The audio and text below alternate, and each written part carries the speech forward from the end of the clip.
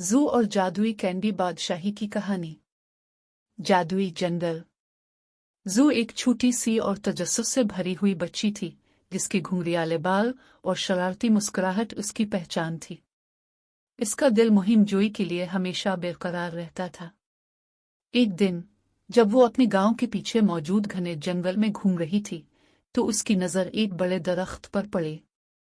इस दरख्त में एक दिल की शक्ल का दरवाज़ा बना हुआ था, जिसके अर्द गिर्द रंग बिरंगे नक्शो निगार थे। ये दिल का दरवाज़ा दरख्त में क्यों है? यहाँ कौन रहता होगा? ज़ू ने तजस्सुस से सरगोशी की। वो तजस्सुस के मारे दरवाजे के पास गई और 3 बार दस्तक दी। दरवाज़ा आहिस्ता से खुला और अंदर से एक मीठा सा खुशबू का झोंका आया। अंदर एक जीना था जो मार्शमेलो से बना हुआ था, जो नीचे जा रहा था। चलो ज़ू, आज कुछ मीठा खाने को मिलेगा, ज़ू ने खुश होकर कहा और जीने पर कदम रखती हुई नीचे जाने लगी। इसके जूतों से हर कदम पर चिपक चिपक की आवाज आती।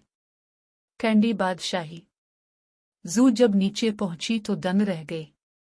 वो एक जादुई कैंडी बादशाही के बीचों बीच खड़ी थी।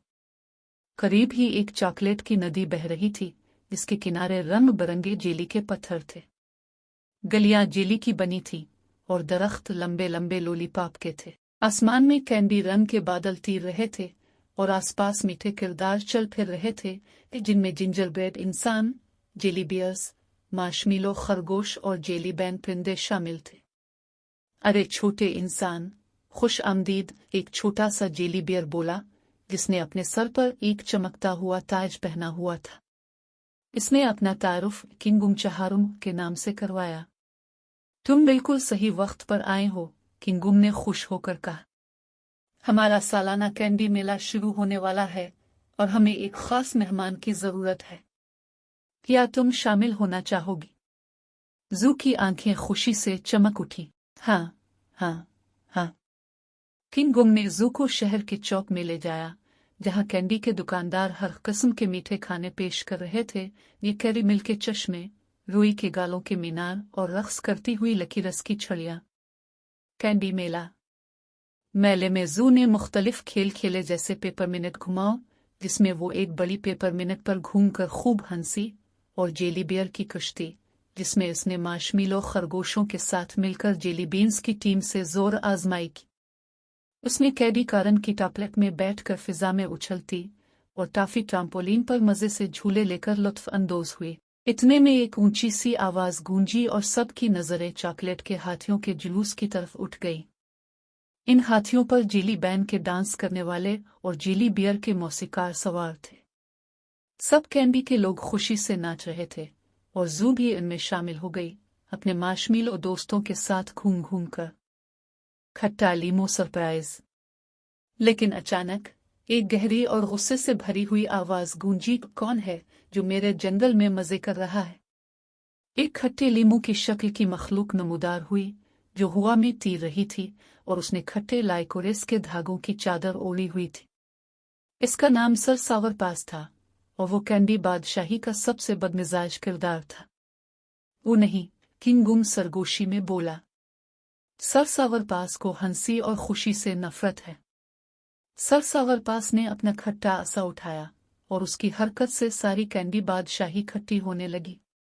मीठे बादल कांटेदार हो गए, चॉकलेट की नदी गुस्से से उबालने लगी और जेली की गलियां बासी और बेरंग हो गई। ज़ू ने फौरन एक तरकीब सोची। इसमें किंगुम के कान में कुछ कहा और किंगुम ने से एक रंग बिरंगी लॉलीपॉप छुरी दे दी। सर सावरपास, ज़ू ने चैलेंज के अंदाज में कहा, छुरी को घुमाते हुए। मैं आपको खट्टे चेहरे का मुकाबला करती हूँ। सर सावरपास ने यह सुनकर अजीब सा मुंह बनाया और ज़ू ने भी एक से बढ़कर एक बिगड़े चेहरे बनाए, यहाँ तक कि सब हंसने लगे। आखिर में ज़ू ने इतना मुज़हका खेज मन बनाया कि सर सावरपास भी हंसते हुए रुक ना सके। जैसे ही इसने हंसी, एक रंगीन चमकदार धमाका हुआ और सारी खट्टी जादुई तासीर खत्म हो गई। बादशाही फिर से चमकने लगी और चॉकलेट नदी अपनी असली शक्ल में बहने लगी। कैंडी बादशाही से अलविदा। सब मजे के बाद ज़ू ने अपने हाथों में हल्का सा जादुई एहसास महसूस किया। इसे मालूम था कि अब वापस जाने का वक्त आ गया है। किंग गुम ने इसे एक सुनहरी कैंडी की चाबी दी। अगर कभी दोबारा आना चाहो तो किसी भी दिल के शक्ल वाले दरवाजे पर दस्तक देना, ये तुम्हें यहाँ ले आएगा। जू ने किंग गुम को गिले लगाया और अपने तमाम कैंडी दोस्तों को अलविदा कहा।